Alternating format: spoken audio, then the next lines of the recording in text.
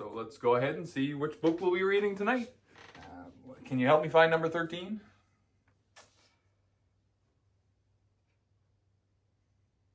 There we go. Let's take a look. So tonight, we'll be looking at Tangled.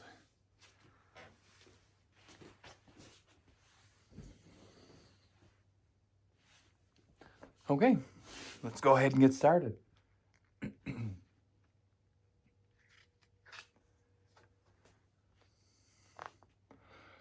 Once upon a time, in a land far away, an old woman named Mother Gothel possessed a magical golden flower. She hoarded its power to preserve her youth and beauty. Centuries later, in a glorious kingdom, the beloved queen fell ill. The townspeople searched for the legendary flower until at last they found it. The flower made the queen better, and she soon gave birth to a beautiful baby girl. The king and queen launched a lantern into the sky in celebration.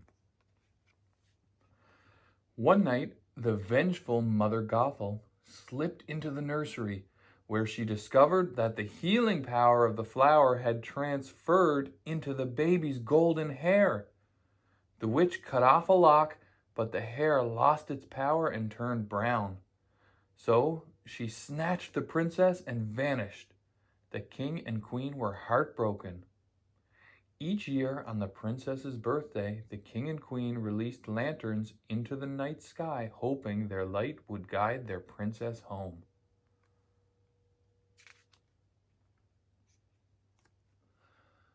Mother Gothel kept Rapunzel locked in a tower in a forest and pretended to love her, although she only truly loved Rapunzel's golden hair. On the day before her 18th birthday, Rapunzel told Mother Gothel something she dreamed of for years. "I want to see the floating lights," she said. "They appear every year on my birthday, only on my birthday, and I can't help but feel like they're meant for me." Mother Gothel told Rapunzel she was too weak and helpless to handle the outside world. Meanwhile, in another part of the forest, a thief named Flynn Rider was on the run with his partners in crime, the Stabbington brothers. Flynn clutched tightly to a satchel that held a stolen royal crown. Knowing the Stabbingtons were untrustworthy, Flynn took off with the satchel. But the captain of the guard and his horse, Maximus, were on his heels. Knocking the captain off Maximus, Flynn landed in the saddle himself, and as Flynn yanked the satchel free from the horse's teeth, it went flying into the air. The satchel snagged on a tree that extended over a cliff. Flynn and Maximus both made their way out onto the tree trunk, but the tree broke, sending the thief and horse toppling into a canyon below. When they landed, Flynn took off before Maximus could pick up his scent. Then he came across an enormous tower. It was the perfect hiding place. He climbed the tower and scrambled into the open window at the top. Finally, he breathed a sigh of relief. He was safe. Clang! Suddenly, everything went black.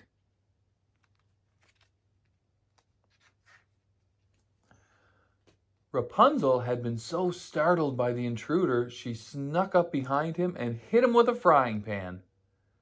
The man didn't look like the scary ruffians that Mother Gothel had warned her about. Rapunzel dragged Flynn to the closet and stuffed him inside. Surely this act of bravery would prove to Mother that she could handle herself in the outside world. Then Rapunzel noticed the mysterious gold object in Flynn's satchel. She placed it on top of her head and gazed, wide-eyed, into the mirror. She felt different somehow. Suddenly, Mother Gothel arrived. Rapunzel brought up the floating lights again. "We're done talking about this. You are not leaving this tower ever," roared Mother Gothel furiously. ever? Realizing she would never be able to leave the tower unless she took matters into her own hands, Rapunzel asked for a special paint as a birthday gift that would require Mother to leave on a 3-day journey. Mother Gothel agreed and left the tower. Rapunzel dragged Flynn out of the closet and offered him a deal. If he took her to see the floating lights and returned her home safely, she would give him the satchel. Flynn had no choice but to agree.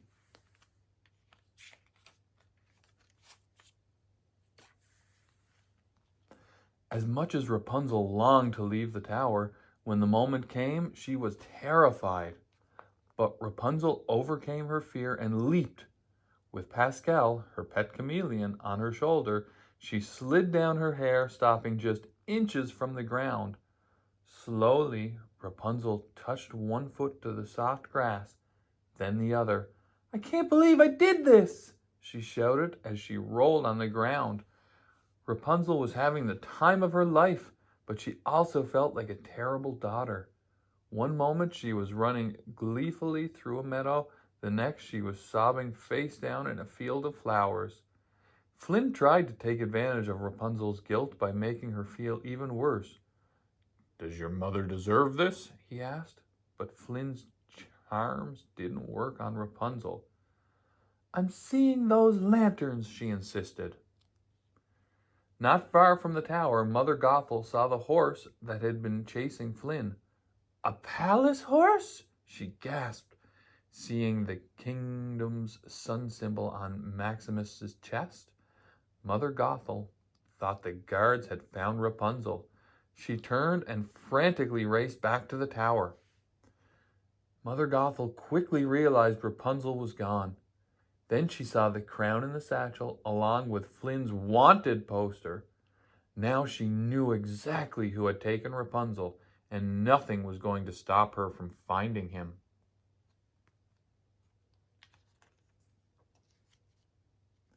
Meanwhile, Flynn led Rapunzel to a pub called the Snuggly Duckling.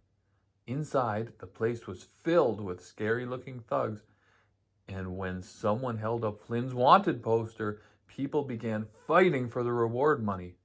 Rapunzel banged her frying pan on a giant pot to get the thugs' attention. She asked them to let Flynn go so that she could make her dream come true. To Rapunzel's surprise, every one of the thugs had a secret dream too. Outside, Mother Gothel arrived at the pub. She looked into the window and was shocked to see that Rapunzel had managed to befriend a room full of ruffians and villains.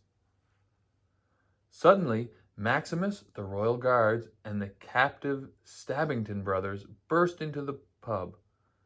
One of the thugs revealed a secret passageway to Flynn and Rapunzel. They gratefully disappeared into the dark tunnel. Moments later, Maximus led the guards straight to the escape route.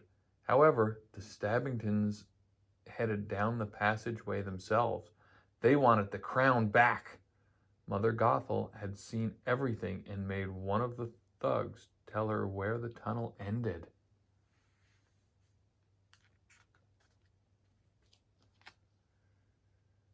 Flynn and Rapunzel sprinted through the tunnel and skidded to the edge of an enormous cavern. Rapunzel lassoed her hair around a rock and then swung right over the Stabbington brothers. Suddenly, a dam burst, filling the entire cavern with water. Maximus, the guards, and the Stabbingtons were washed away, leaving Flynn and Rapunzel trapped. The water began to rise. As Flynn frantically searched for a way out, he cut his hand on the rocks. "I'm so sorry, Flynn," Rapunzel said tearfully. "Eugene. My real name's Eugene Fitzherbert," Flynn admitted. Rapunzel revealed a secret of her own. "I have magic hair that grows when I sing." Suddenly, she realized her hair could light up the cave and show them the way out.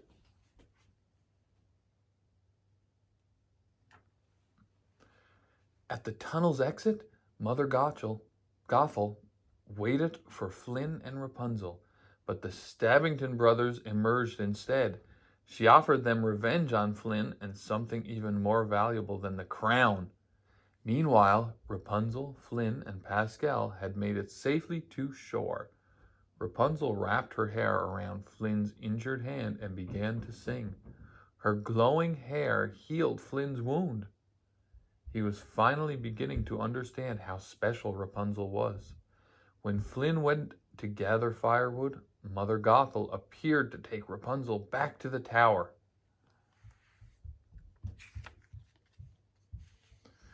Rapunzel refused to go back. "I met someone and I think he likes me," she said. Mother Gothel laughed at her. She handed Rapunzel the satchel with the crown and told her that it was all Flynn wanted. Once Rapunzel gave it to him, the thief would vanish. After Mother Gothel set the seeds of doubt, she retreated back into the forest. Rapunzel wanted to trust Flynn, but she wasn't sure. She decided to hide the satchel in a nearby tree. The next morning, Flynn woke up to Maximus trying to drag him away. Rapunzel came to Flynn's rescue and talked the horse into letting the thief go free for one more day. Suddenly, the entire kingdom came into view and Rapunzel gasped. Her dream was just hours away from coming true. Rapunzel, Flynn, Maximus, and Pascal entered the gates of the kingdom. The town was the most exciting thing Rapunzel had ever experienced. A little boy greeted Rapunzel with a kingdom flag that had a golden sun symbol on it. Then a group of little girls braided Rapunzel's locks and pinned them up with flowers. Afterward, Rapunzel and Flynn joined a crowd as a dance was about to begin.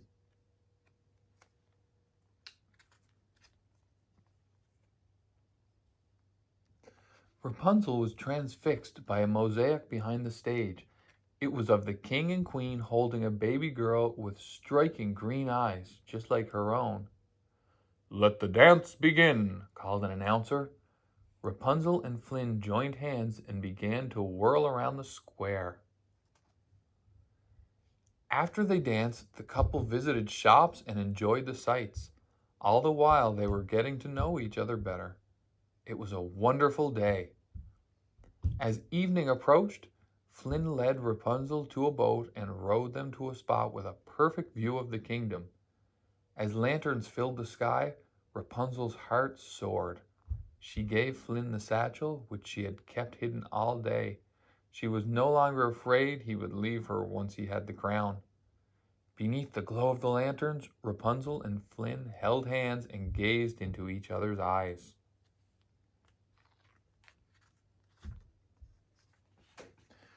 Then Flynn spotted the Stabbington brothers watching them. Quickly, he rowed the boat to land. "I'll be right back," he told Rapunzel as he grabbed the satchel and strode off. Flynn gave the brothers the crown, but they wanted Rapunzel and her magic hair instead. The brothers knocked Flynn unconscious, tied him to the helm of a boat, and set him sailing into the harbor. The brothers told Rapunzel that Flynn had traded her for the crown. Rapunzel saw Flynn sailing away. She thought he had betrayed her. Rapunzel ran off into the forest with the brothers in pursuit. Moments later, she heard Mother Gothel's voice. She ran back and found her standing over the unconscious Stabbingtons. "You were right," said Rapunzel tearfully. Later, guards found Flynn with the stolen crown and arrested him. Maximus saw everything and knew he had to do something. In prison, Flynn spotted the Stabbington brothers in a cell. They admitted that Mother Gothel had told them both all about Rapunzel's hair and double-crossed them. Suddenly, the pub thugs from the Snuggly Duckling arrived and broke Flynn out of jail. They launched him over the prison walls and onto Maximus's back. Maximus had planned the entire escape. Flynn thanked him, and together the heroes galloped off to rescue Rapunzel.